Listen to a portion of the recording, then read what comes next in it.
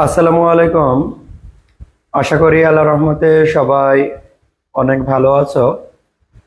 আমরা এখন ফিনান্সিয়াল ম্যানেজমেন্টের second chapter capital budget and risk analysis. বিগত দিনগুলোতে আমরা আমাদের পিডিএফে 3 নম্বর অঙ্ক পর্যন্ত সমাধান করেছি। আমরা আজ 4 নম্বর অঙ্ক থেকে সমাধান করব। যারা লাইভে যুক্ত হয়েছো, কে কোথা থেকে যুক্ত হয়েছো এবং আমার কথা ক্লিয়ারলি শোনা ও বোঝা যায় কিনা একটু কমেন্টে জানিয়ে দাও। আমরা ক্লাসটি শেয়ার করে এখনই শুরু করব।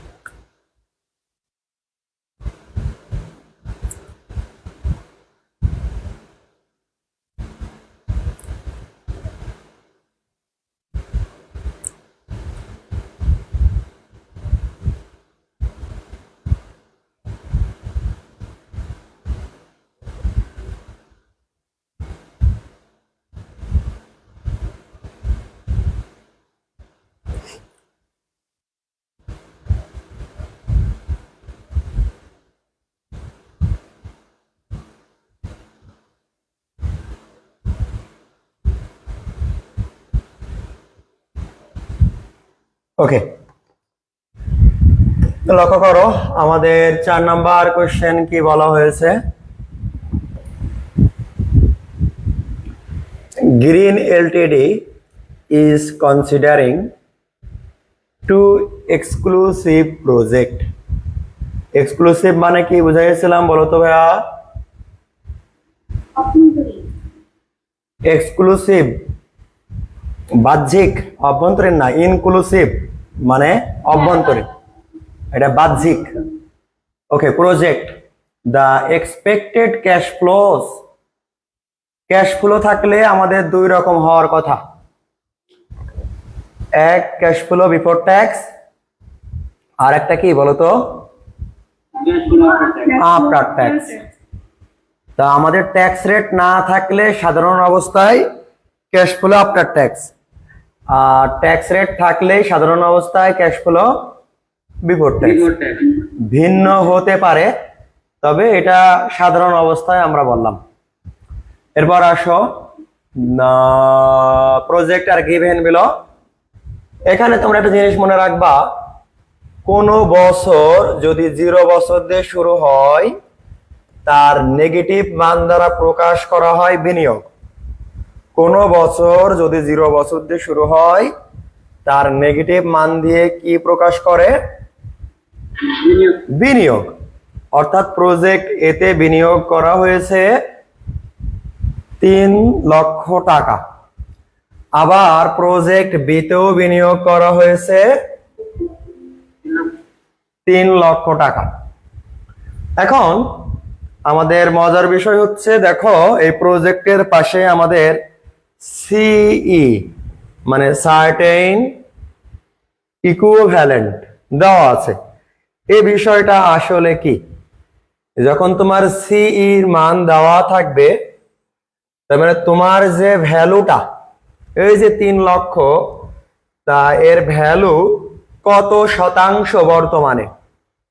এখানে দেখো 1.0, তার মানে সম্পূর্ণ 1/1 তার মানে এই 3 লক্ষ টাকার বর্তমান ভ্যালু 3 লক্ষ টাকাই, না বোঝনি? আর এই 3 লক্ষ টাকারও বর্তমান ভ্যালু কত? 3 লক্ষ। আর প্রথম ওটা বিনিয়োগ, মানে ওই মাইনাস দ্বারা বোঝায় যে তুমি প্রজেক্ট এতে বিনিয়োগ করেছো 3 লক্ষ টাকা। আর প্রথম বছর ওই বিনিয়োগ থেকে তুমি 1 লক্ষ টাকা পেয়েছো, কিন্তু যার বর্তমান সার্টেইন ইকুইভ্যালেন্ট কত? 0.95। তার মানে ওই 1 লক্ষকে 95 দিয়ে গুণ করলে 95,000, মানে তুমি প্রথম বছর শেষে 1 লক্ষ টাকা পাবা, যার বর্তমান মূল্য 95,000, না বোঝনি? দ্বিতীয় বছরে পাবা 2 লক্ষ, যার বর্তমান মূল্য 90%, মানে 9 দুগুণে 80, 1,80,000। 3 নম্বরে পাবা 2 লক্ষ, যার 85। চতুর্থ বছরে পাবা 3 লক্ষ, যার 80। আর পঞ্চম বছরে পাবা 3 লক্ষ, যার ইকুইভ্যালেন্ট 75। এই অংশটা অন্যভাবেও থাকতে পারে, তোমার এখানে তো সরাসরি বলে দিয়েছে। আর তোমাকে এভাবেও বলে দিতে পারে 1 - 0.05, এভাবেও বলা থাকতে পারে, একটা বলে দেবে। অথবা সার্টেইন ইকুইভ্যালেন্ট 5%, এভাবে বলে দিতে পারে। তার মানে তোমার যখন সার্টেইন ইকুইভ্যালেন্ট 5% বলে দেবে, প্রথমবার 1, তার থেকে 1-এর থেকে 0.5 বাদ দিলে 95, তারপরে বাদ দাও 90, তারপরে বাদ দাও 85, না বোঝো নাই? মানে সার্টেইন ইকুইভ্যালেন্ট এরকম সরাসরি বলে দিলে তো কোনো কথাই নেই, ইজি হয়ে গেল। আর যদি সরাসরি না বলে দেয়, সেক্ষেত্রে তোমার করণীয়, তোমাকে এই সার্টেইন ইকুইভ্যালেন্ট বের করে নিতে হবে। 1 থেকে পার্সেন্টেজ মাইনাস করে নিতে হবে, সাথে বছর গুণ, না বোঝনি?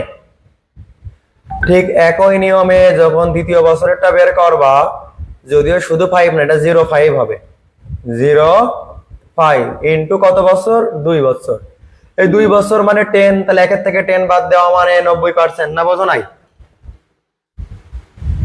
তাহলে এই সিস্টেমে তোমাকে কি করতে হবে? সার্টেইন ইকুইভ্যালেন্ট বের করে নিতে হবে যদি না দেওয়া থাকে। ওকে, তাহলে আমাদের এ পর্যন্ত ক্লিয়ার। এখন আমাদের দুইটা তথ্য একই নিয়মে দেওয়া আছে।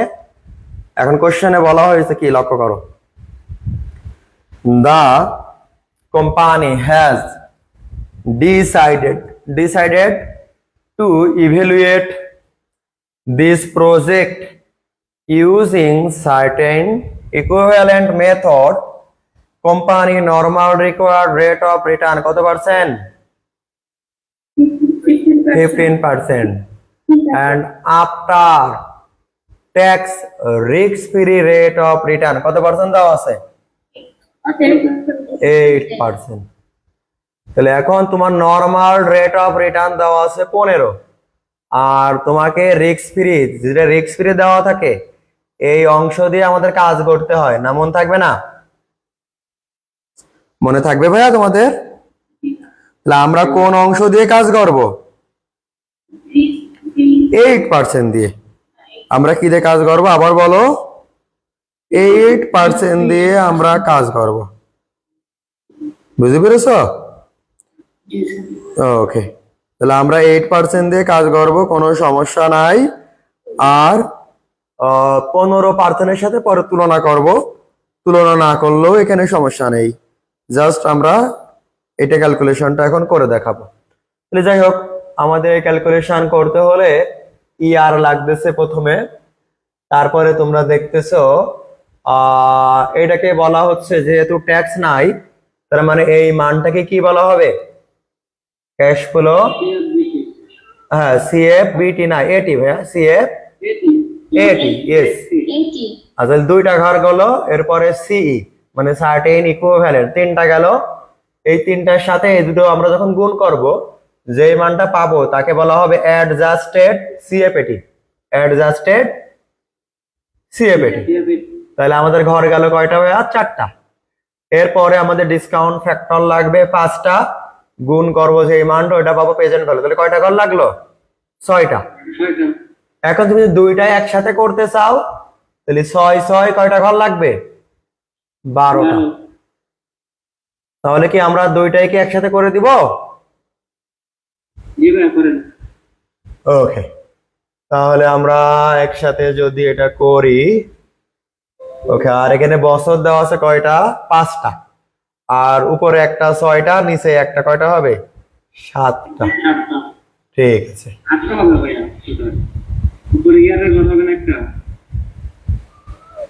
হ্যাঁ, ওটা ধরে নিয়েছি। দেখো তো আমার লাইভে এই পর্যন্ত দেখা যাচ্ছে কিনা।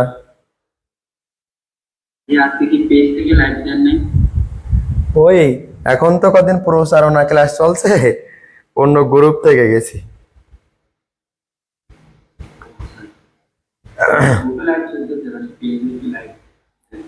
যে কোনো একটা থেকে যাই, দুটো থেকে যায় না। প্রায় দেখা যাচ্ছে লেখা, সমস্যা নাই। এখন এই অংশ আমরা এই পর্যন্ত দিব। 1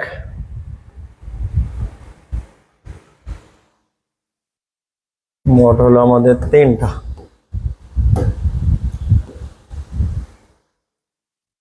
4টা, 5টা, 6, 7।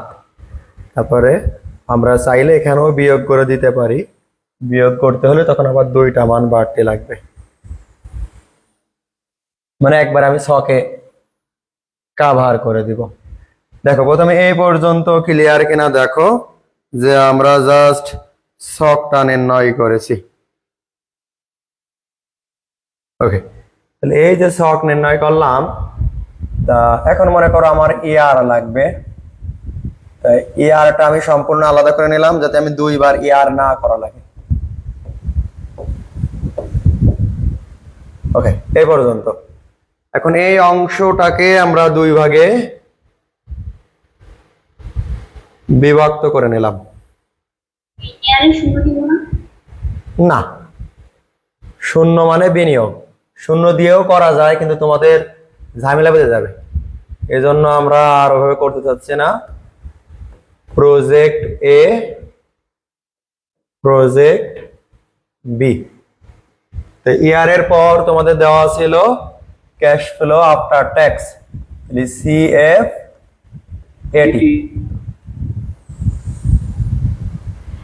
লক্ষ্য করো কার কথা দেওয়া আছে? 1 2 2 3 3। ফাইন, 1 2 2 3 3। এ পর্যন্ত ক্লিয়ার কিনা বলো? সকলে এই পর্যন্ত ক্লিয়ার কিনা বলো তো ভাইয়া? জি ভাইয়া। ওকে, এবারে বি এর ক্ষেত্রে দেখো CFAT আবারও দেওয়া আছে 1 2 2 3 4। আমরা কিন্তু এই যে বিনিয়োগের মানটা লিখতেছি না, ওটা লিখলেও হবে কিন্তু তোমাদের জন্য ঝামেলা হয়ে যাবে, এই জন্য আমি লিখতেছি না। এখানেও CFAT লিখে নিলাম। ভাইয়া ওই যে প্রজেক্টের যে মানটা দেওয়া যে মানটা আমি তো এতক্ষণ ধরে তাই বুঝালাম তোমাকে, যে এই অঙ্কে লক্ষ্য করো ক্যাশ ফ্লোর কথা বলা আছে না নেই? তুমি তাহলে আমার কথা প্রথম থেকে শোনো নাই। ক্যাশ ফ্লো বলা আছে, ক্যাশ ফ্লো বলা থাকলে একটা হয় ক্যাশ ফ্লো বিফোর ট্যাক্স আর ক্যাশ ফ্লো আফটার ট্যাক্স। তুমি খুঁজে বের করো তো এখানে কোথাও ট্যাক্স আছে কিনা। হ্যাঁ, ট্যাক্স থাকলে বিফোর ট্যাক্স হতো, যেহেতু ট্যাক্স নাই তাহলে এটা কি আফটার ট্যাক্স। আরো সহজ বাংলায়, যখন সার্টেন ইকুইভ্যালেন্ট থাকবে, ম্যাক্সিমাম বলতে 99%ই ক্যাশ ফ্লো আফটার ট্যাক্স থাকবে, টেনশনের কোনো কারণ নেই। এখানে যে বিফোর ট্যাক্স থাকতে পারে না এমন না, তবে 99% ক্যাশ ফ্লো আফটার ট্যাক্সের মান থাকবে।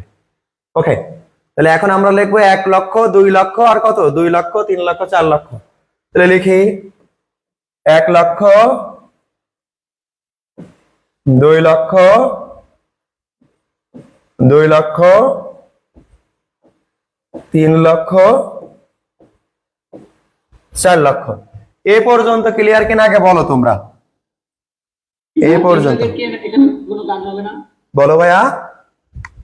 বিনিয়োগে কি কোনো কাজ নাই এই টেবিলের ভিতরে? বিনিয়োগে কাজ আছে, কিন্তু উপরে লিখলে তোমাদের জন্য কঠিন হয়ে যাবে। মানে আগে যে নিয়মে শিখাইছি আমি তোমাদেরকে সেই সেম নিয়মে শেখাইতে চাচ্ছি, এই জন্য বিনিয়োগটা পরে কাজ করবো, বুঝতে পেরেছো?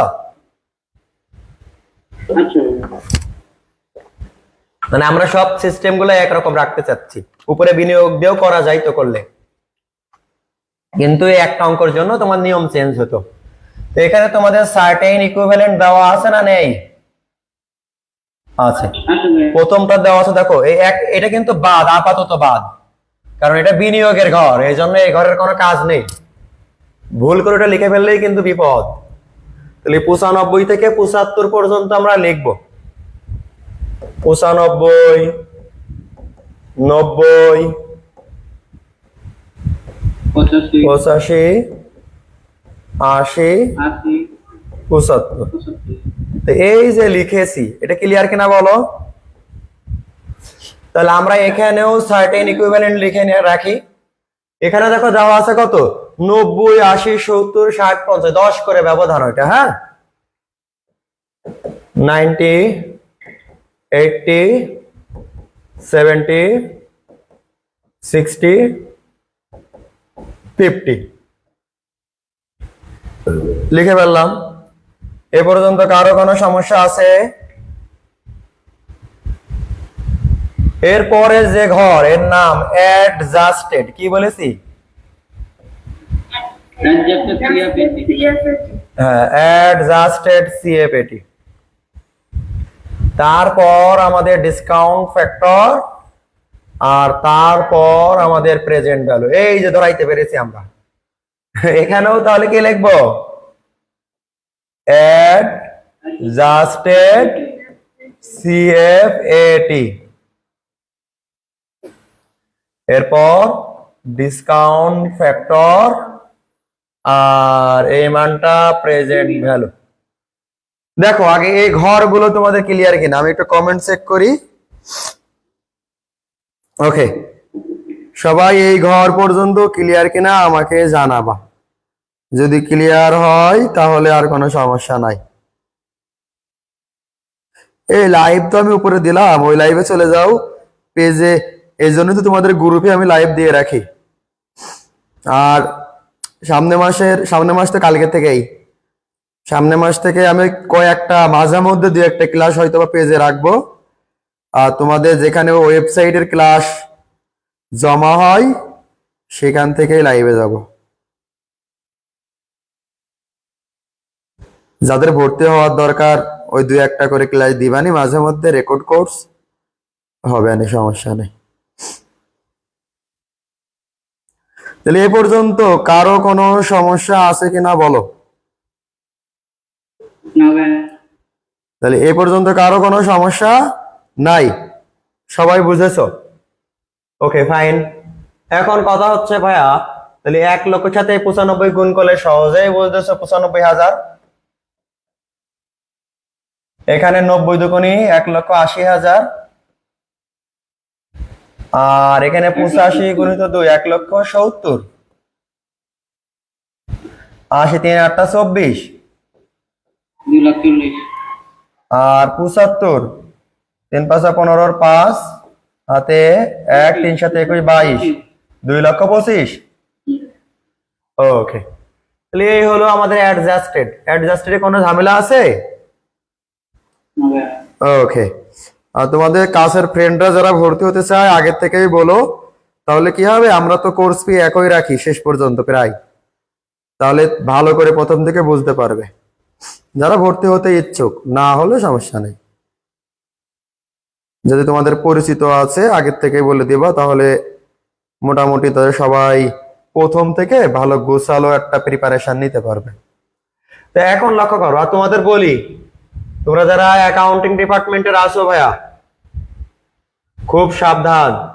অ্যাডভান্সে কিন্তু বিগত কয়েক বছর অ্যাডভান্স অ্যাকাউন্টিং 1-এ মানে আমি যা করাবো তাই আইবে, এতে কোনো সন্দেহ নেই, যা শিখাবো তাই আইবে।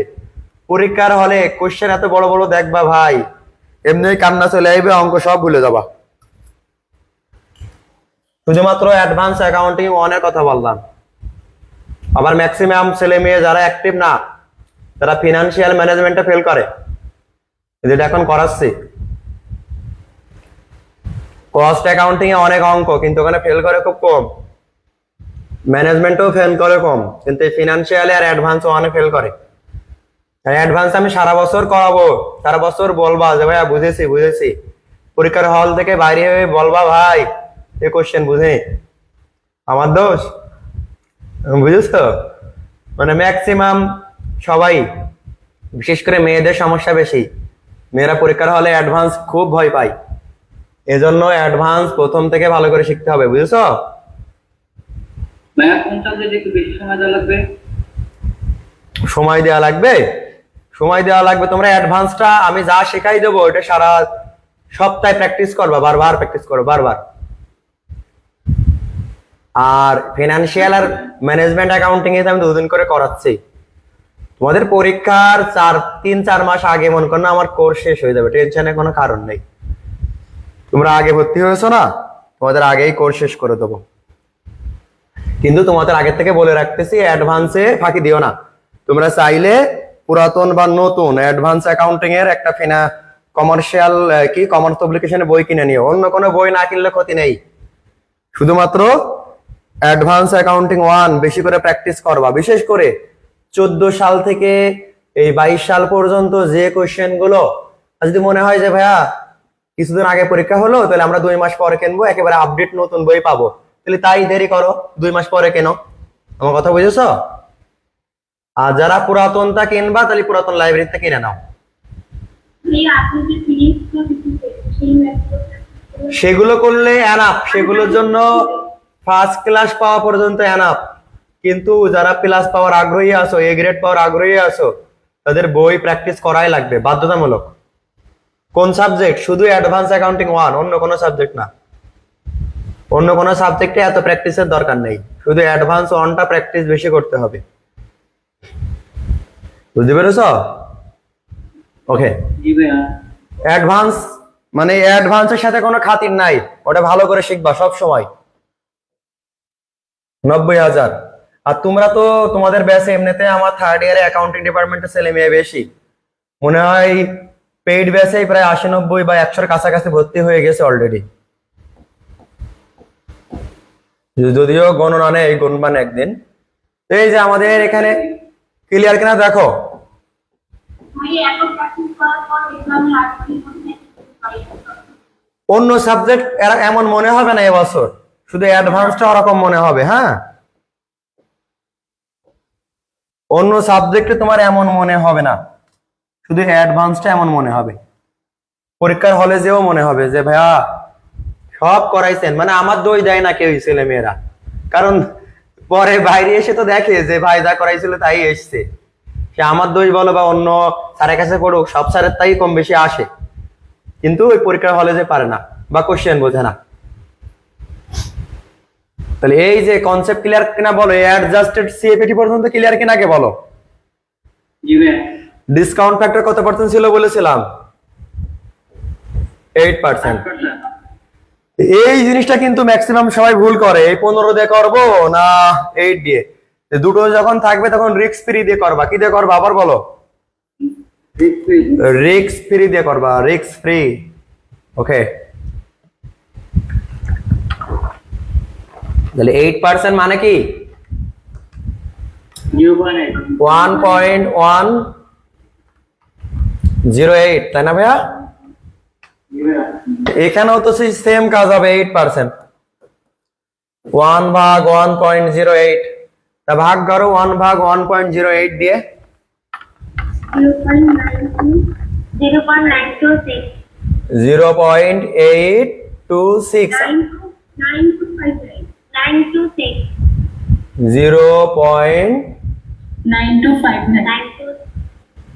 এই প্রথম থেকে বলো আবার। 0.926 চারটা বলবা। 0.9259, ইয়েস, এরকম চারটা বলবা। এই অংশকেই আবার ভাগ করো 1.08 দিয়ে। 0.8572। এবার জাস্ট ইকুয়াল চাপো একবার।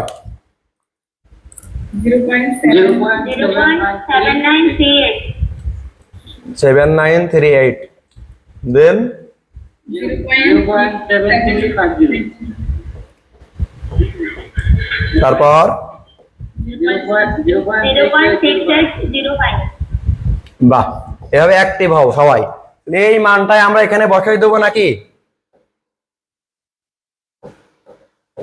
নতুন তো না?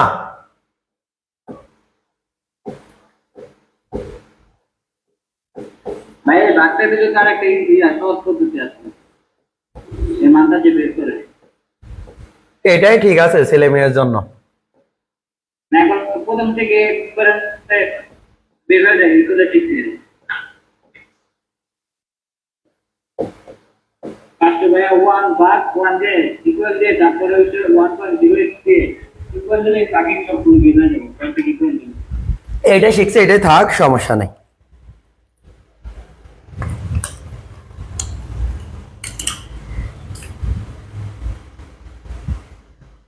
দেখো ক্লিয়ার কেনা বলো।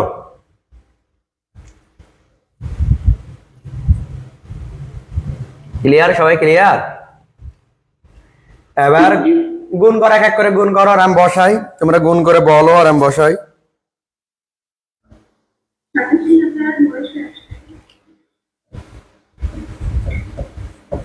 ওকে ফাইন, এক এক করে বলবো আর আমি বসাবো।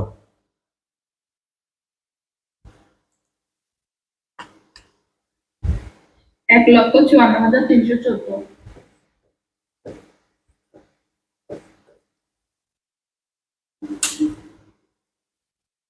1,34,946 একজন যোগ করতে থাকো। 1,76,400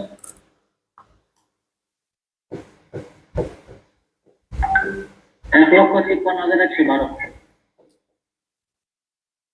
এগুলো যোগ করলে যা পাবা তার নাম টোটাল প্রেজেন্ট ভ্যালু, না বোঝো নি? যোগ করো।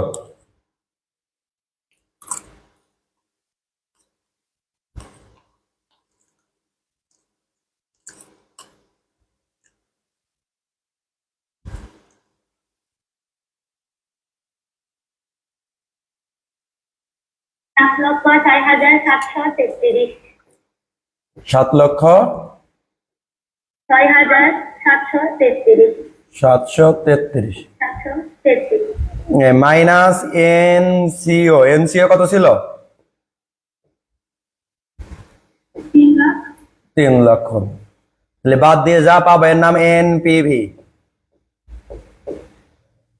4,06,700। কনসেপ্ট ক্লিয়ার কেন বলো এই অঙ্কের?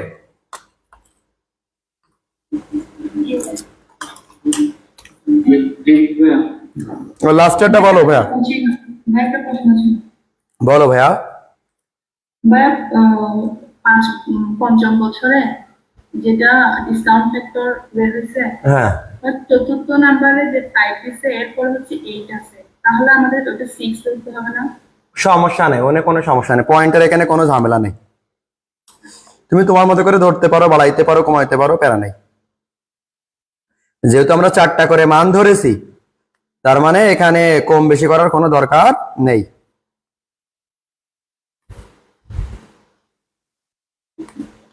এটা কোন করে বলো? 83,338। আর একবার বলো। 83,331 ওকে, তারপর হ্যাঁ 83,000 এই প্রথমটা 83 হতে হবে 83 ওকে, 3,000 তারপর 1,37,152 হুম,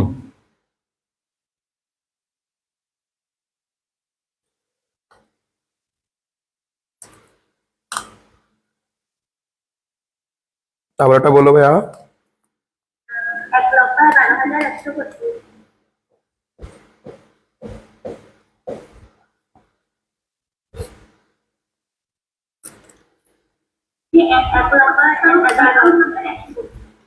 1,11,132 1,00,000 11,100 মিলে গেল প্রায়। তারপরে উপরেরটার কথাই বলছে যে 1,11,000 উপরেরটা উপরে ঠিক আছে, 1,11,132। তারপরেরটা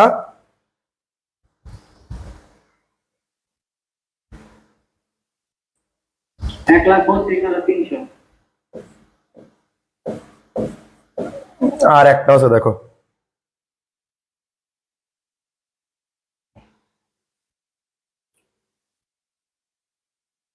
1,36,100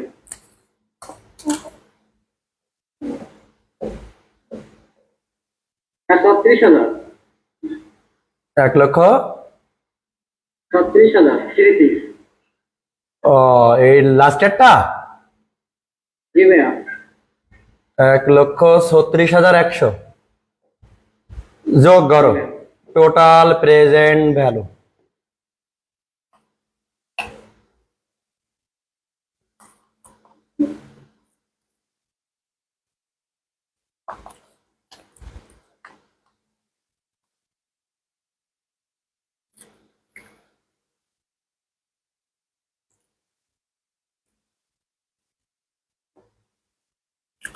ক্যালকুলেশনে ভুল থাকলে তোমার নিজেরা আবার করবা, সমস্যা নেই। ভাইয়া 6,15,15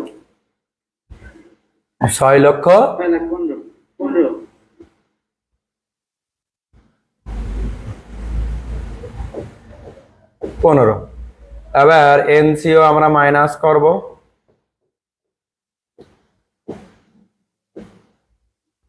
তাহলে আমরা এনপিভি পাবো 3,15,000 3,15,000। ওকে, তাহলে আমরা লক্ষ্য করলাম এর এনপিভি 4,06,000 আর ওই অংশের এনপিভি কত পাইলাম 3,15,000 3,15,000। এখন প্রতিষ্ঠানটি কি ধরনের ছিল আবার দেখো, এক্সক্লুসিভ প্রজেক্ট, মানে দুইটাই আলাদা। যখন দুইটাই আলাদা হবে খুব ভালো করে বোঝো, দুইটার মানে যদি পজিটিভ হয় তাহলে দুইটাই গ্রহণযোগ্য, না বোঝনি? জি ভাইয়া আর ইনক্লুসিভ যদি হতো তাহলে দুইটা পজিটিভ হওয়া সত্ত্বেও যেই মানটা বড় সেই মানটা গ্রহণযোগ্য। আর যদি দুইটাই নেগেটিভ হতো তাহলে দুইটাই বর্জন। আর এখানে দুইটাই পজিটিভ এবং এটা এক্সক্লুসিভ, এজন্য আমরা দুইটাই গ্রহণ করতে পারি। এখন যদি কোশ্চেনে আরো স্পষ্ট করে দেয় যে কোনো একটা গ্রহণ করতে হবে, তাহলে তো বুঝতেই পারছো প্রজেক্ট এ তে আমাদের লাভ বেশি, তাহলে প্রজেক্ট এ আমরা তখন গ্রহণ করব। কনসেপ্ট ক্লিয়ার কিনা বলো? জি ভাইয়া কোনটা কিছু যদি মাইনাস থাকে কোনটা তাহলে একটা না না, যে কোনো ক্ষেত্রে মাইনাস হলে একটা গ্রহণযোগ্য না, পজিটিভ হতে হবে সব সময়। আর এখানে দুইটাই পজিটিভ, আর যেহেতু এক্সক্লুসিভ তাহলে আমরা দুইটাই কি বলতে পারি গ্রহণযোগ্য। হ্যাঁ হ্যাঁ, আর সার্বিক তুলনা করলে প্রজেক্ট এ ভালো। তাই এটা কি লিখে দিতে হবে যদি না বলে কিছু? লিখে দেওয়াটা বেটার, লিখে দিলে ভালো হয়। কমেন্ট একটু লিখে দেন কিভাবে।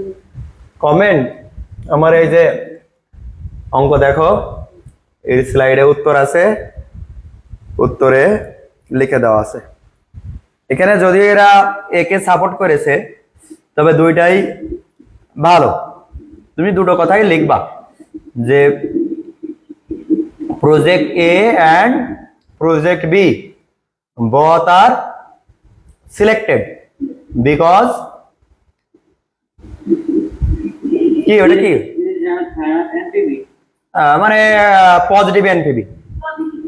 হ্যাঁ, দে আর বথ আর পজিটিভ এনপিভি। এখন যদি তুমি আরো পরবর্তীতে আরো বোঝাতে চাও যে এ বড় আর কি বি ছোট, সেক্ষেত্রে তুমি হ্যাঁ লেখা যেতে পারে। তবে এখানে যেহেতু মানে মেন তথ্য এখানে কমেন্টে যা থাকে থাক, কিন্তু মেন তথ্য তো দুইটাই এক্সক্লুসিভ। আর দুইটাই এক্সক্লুসিভ মানে দুইটাই যদি আমার পজিটিভ হয় দুইটাই গ্রহণযোগ্য, আর ইনক্লুসিভ হলে দুইটা পজিটিভের মধ্যে যেটা বেশি ভালো ওইটা একটা গ্রহণ তখন। ঠিক আছে?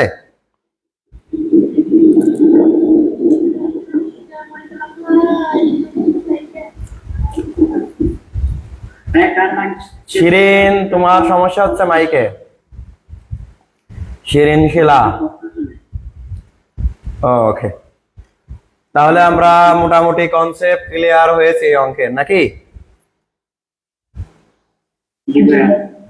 ঠিক আছে, তাহলে আমাদের এই অংশের কনসেপ্ট ক্লিয়ার হলো। এখন 5 নাম্বার অঙ্ক। এই চ্যাপ্টারটা বেশ বড়, তোমার এই চ্যাপ্টার থেকে প্রায় 28 মার্কের অঙ্ক পাবা। বিশ্বাস না হলে বিগত বোর্ড কোশ্চেন গুলো দেখবা আমার ক্লাস শেষে। প্রায় বলো ভাইয়া, দশমিকের পরবর্তী মানে মানগুলো যদি আমরা 3 সংখ্যা করে নিই তাহলে একটা মান আসে, আর 4 সংখ্যা নিলে ওই 4টা মান নেবা, এটাই বেটার। 4টা। হ্যাঁ, 3টা না নেওয়াই ভালো। ওই 3টা নিলে আবার ওই যে একজনকে বললো না যে লাস্টে যোগ বিয়োগের একটা ব্যাপার সেপার থাকে, ও ঝামেলার দরকার নেই। 4টা নিবা, প্রায় অ্যাকুরেট মান চলে আসবে।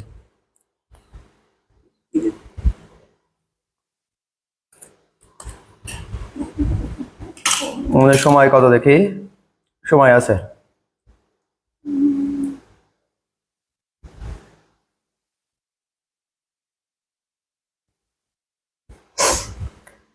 তাহলে আমরা 5 নাম্বার দেখি।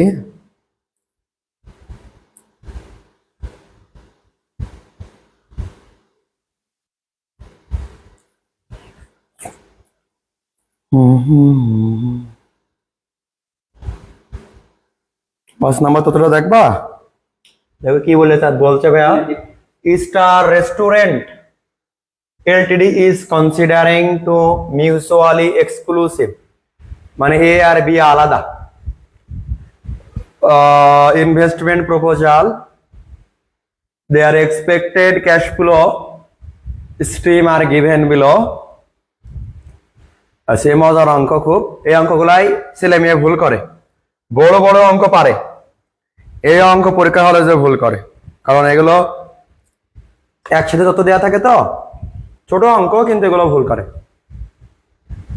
তো লক্ষ্য করো, প্রজেক্ট এ আর প্রজেক্ট বি দেওয়া আছে। এনসিও মানে বিনিয়োগ 15,000, এখানে 18,000।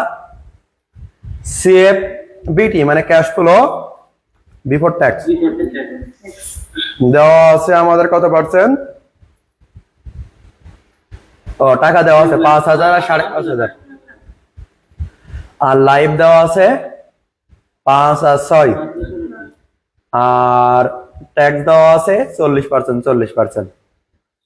এখানে আবার বলা হয়েছে after computing payback period the company compares radar. এই রাডারের পূর্ণরূপ কে বলতে পারবা? আগে বলো, CAPM এর পূর্ণরূপ কে বলতে পারবা?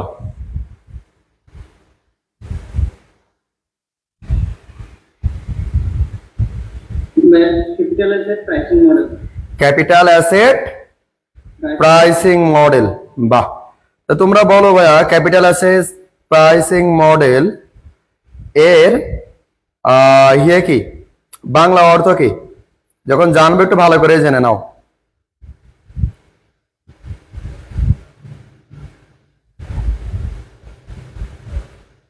মূলধন সম্পত্তি মূল্যায়ন পদ্ধতি। CAPM মানে ক্যাপিটাল অ্যাসেট প্রাইসিং মডেল। হ্যাঁ, মূলধন সম্পত্তি মূল্যায়ন পদ্ধতি। ঠিক আছে, আর রাডারের পুনরূপ কে বলতে পারবো বলো?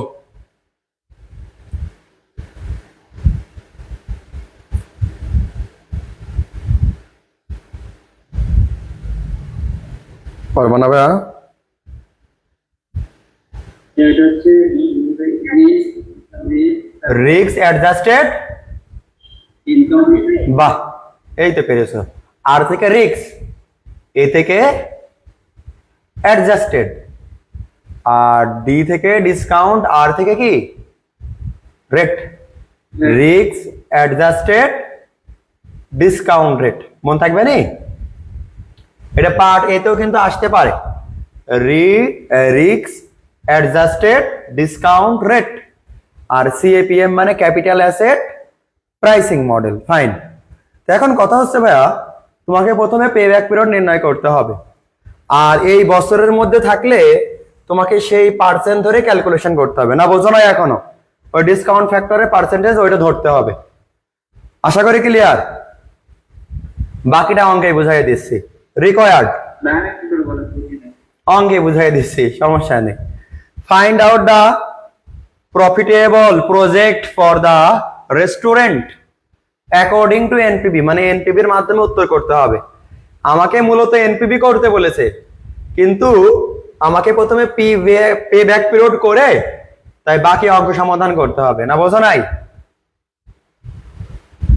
আমরা অঙ্কে চলে যাই, ওইটাই সব থেকে মঙ্গলজনক।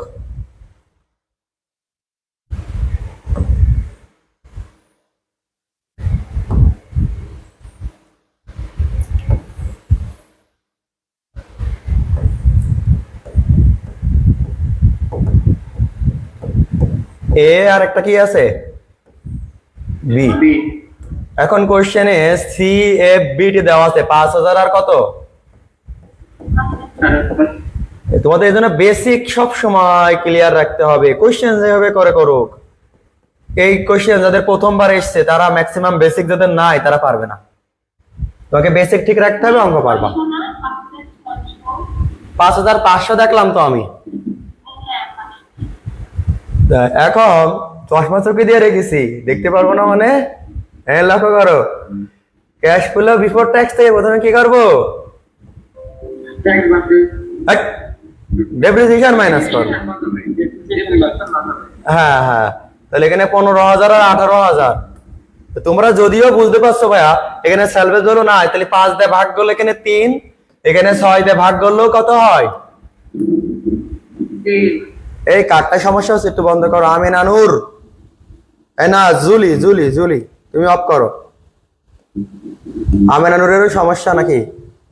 না, সমস্যা নেই। আর যারটাই সমস্যা সে শুধু অফ করবা। এখানে 3000, এটা বের করে নিবা, কিন্তু ডেপ্রিসিয়েশনের সূত্র তোমরা তো জানো, শেখাইছি। তাহলে বাদ দিলে কি পাবা?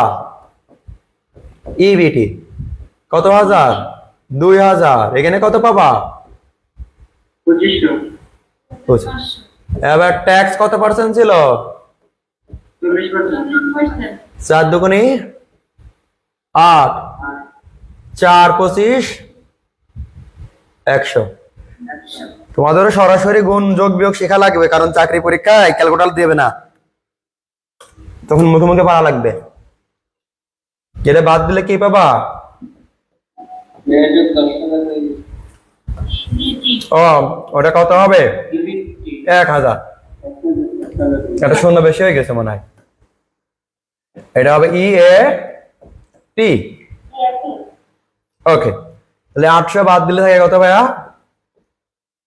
1200। আর এখানে বাদ দিলে থাকে কত? তাহলে ই এ টি পর্যন্ত তোমরা ক্লিয়ার। এর পরের ঘর কি? সি এফ এ টি। তো তোমরা জানো এর সাথে ডেপ্রিসিয়েশন আবার যোগ, তাহলে 4200। 3 আর এই 15, 4500। এই পর্যন্ত সবাই ক্লিয়ার কিনা বলো? ওই নো, আমরা জানি। কি জানি? Pay back period. উপরে এনসিও, এর আরেকটা নাম আছে NCB. NCB net cash benefit.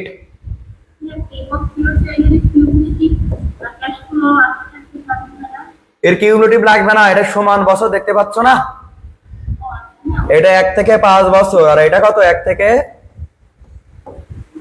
6 বছর। তা এখন for a pay back period NCO ছিল 15,000 আর পেয়েছো 4200, ভাগ করো।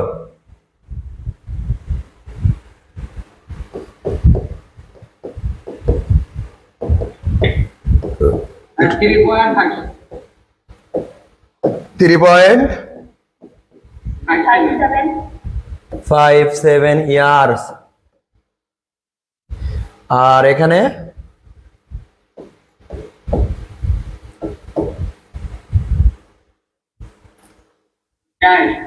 হ্যাঁ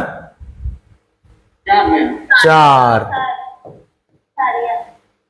তাহলে এখানে কোশ্চেন দেখো 3 থেকে 5 এর মধ্যে কত পার্সেন্ট? 8.5 12.5%।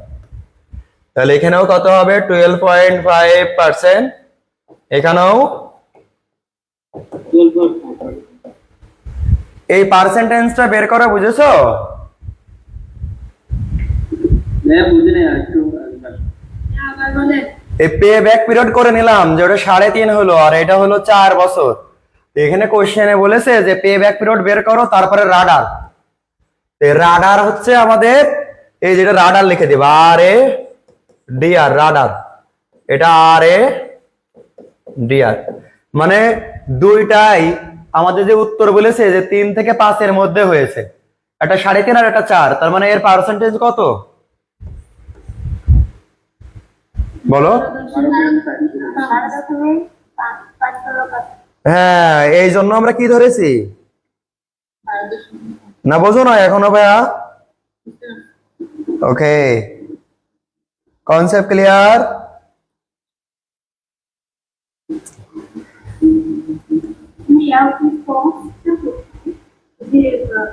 কি আরেকবার বলো, না বুঝলি বলো, আমি বোঝাই দেবো, সমস্যা নেই। হ্যাঁ, ওই ডেপ্রিসিয়েশনটা কেমনে বের করতে হয়? এই দেখো, cost minus salvage value by n. Salvage value নাই, বলো এই যে এন এর মান 5 আর এন এর মান 6।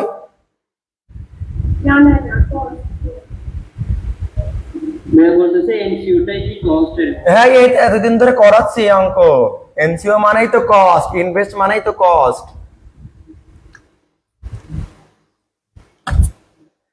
মামুন, তোমার ফিরোজ ভাই তো শুভ কাজ ছেড়ে ফেলেছে।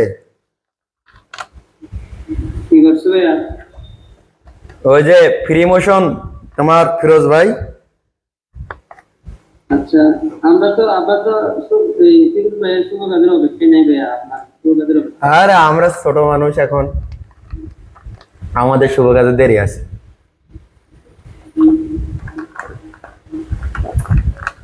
দেখো লাইভে তাকাই, দেখো পিচ্ছি পিচ্ছি লাগছে। এখন বিয়ে শাদী করলে মানুষ কি বলবে কও? এখানে তাকাও। তাহলে এই কনসেপ্টটা ক্লিয়ার কিনা বলো? সবার এই রাডার ক্লিয়ার কিনা বলো ভাইয়া? ওকে, তো এখন তুমি কালকে একটা পোস্ট দিছিলে, মনে আছে? তোমার বাচ্চা বাচ্চা কয় সবাই? হ্যাঁ ভাইয়া, আমাকে এই এসএসসি লেভেলের এরকম মনে হয়। সে আমারও ওরম মেলা কাহিনী আছে ভাই। সে আগে তো টিউশন করাতাম, ওই যখন ফার্স্ট ইয়ার সেকেন্ড ইয়ারে পড়ি। ইন্টারে একটা পড়াইতে গেছি, সে ওরে বুড়ো। তাই ওর একটা আন্টি এসে বলছে, এই ছেলেটা কে, তোমার বন্ধু না ছোট ভাই? পাশের বাসার আন্টি এসে, বুঝেছো? এই যে যাই হোক, এখানে আমাদের ভাইয়া আবারও প্রজেক্ট লিখতে হবে, তাই না? এ আর এখানে কি লিখবা? বি। 1 থেকে 5 আর এখানে 1 থেকে 6।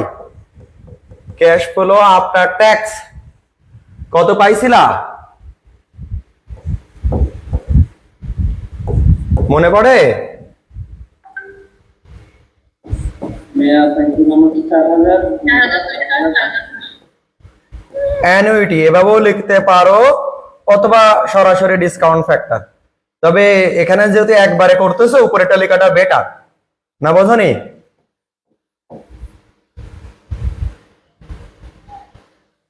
ক্লিয়ার কেনা বলো তো ভাইয়া?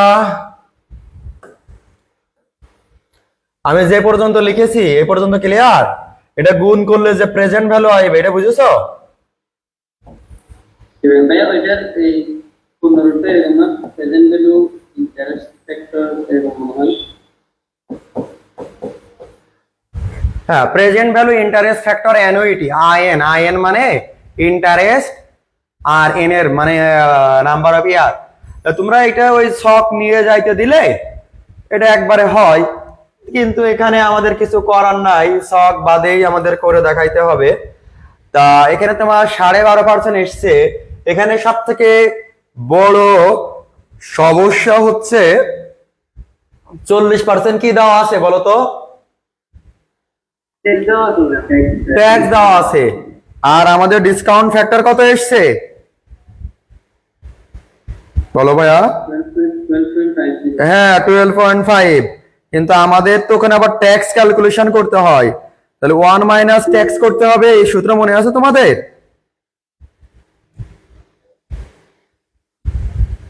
কার কার মনে আছে বলো তো?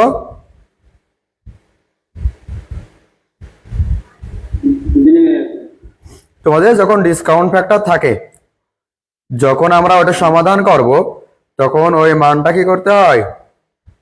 1 মাইনাস ট্যাক্স করতে হয়।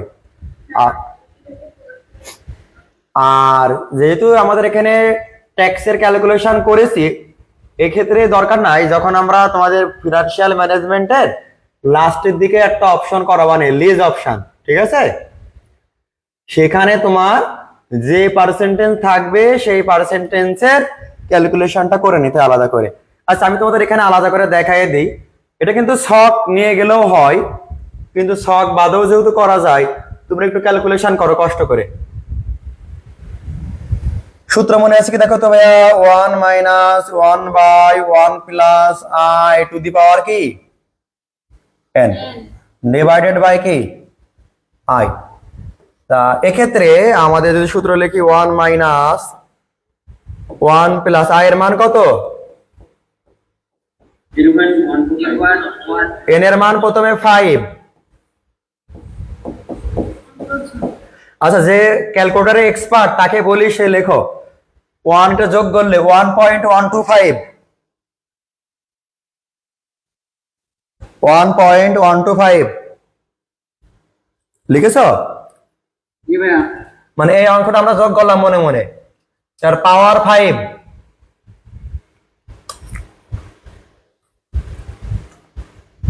পাওয়ার 5 দিয়ে ইকুয়াল দিবা।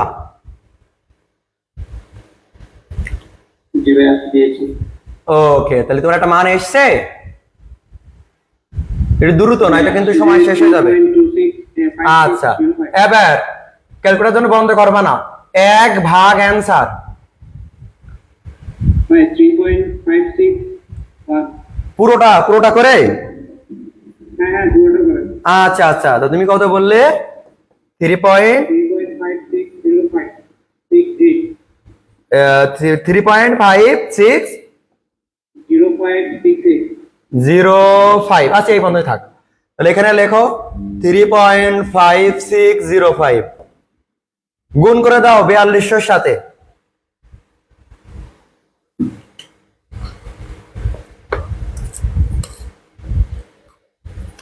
ভাই 14,954 বলো। 14,954 এনসিও ছিল 15,000, বিয়োগ করে দাও 15,000 মানে এই মান, মানে এই মান, তাহলে মাইনাস ফিগারে আসে।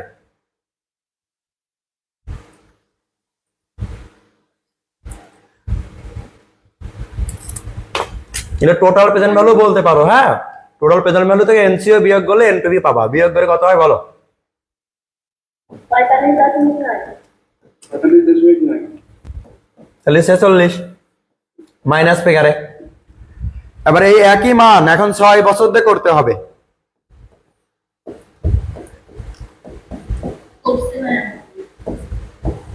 কত হয় বলো? 4.0538 0531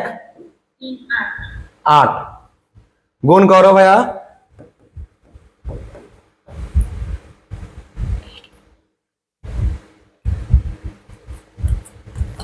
18,242 মাইনাস করলে দেখো 242 টাকা পজিটিভ।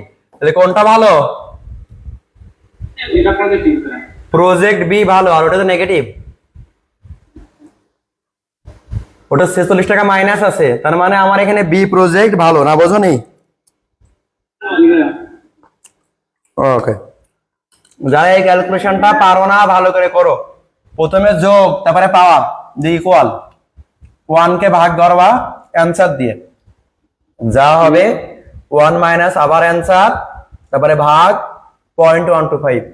আর মেন বাংলা কথা, একবারে না পারলে তোমরা ভেঙে ভেঙে করবা যেভাবে পারো ক্যালকুলেশনটা, বুঝতে পেরেছো? ভাইয়া ভাইয়া বলো। আমরা তো নরমালি হচ্ছে 1/1 প্লাস x টু পাওয়ার n দিয়ে করি না কন্ট্রাক্টর, কিন্তু এক্ষেত্রে এই সূত্র দিয়ে করছি কেন? এটা যে একবার 5 বছরের তো করছো, তখন তো একবার করে করো। আচ্ছা আচ্ছা, ঠিক আছে। ভাইয়া এই যে 15,000 18,000 এই অংশটা আবার একটু বলেন। ও আচ্ছা আচ্ছা, এই 15,000 18,000 কোশ্চেনে দেওয়া ছিল, মনে আছে? এই যে 15,000 আর 18,000 জি এই মানটাই আমরা ওখানে বসাইছি। আর তোমরা জানো তো টিপিভি থেকে এনসিও বাদ দিলেই এনপিভি পাওয়া যায়। জি। তাহলে আমাদের এই কত পর্যন্ত হলো আজ? 10 নাম্বার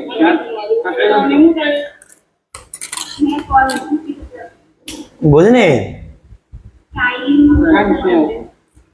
টাইম শেষ। ওকে, তাহলে আমরা আগামী দিন 6 থেকে শুরু করবো ইনশাল্লাহ। সবাই ভালো থেকো, আজ এ পর্যন্তই।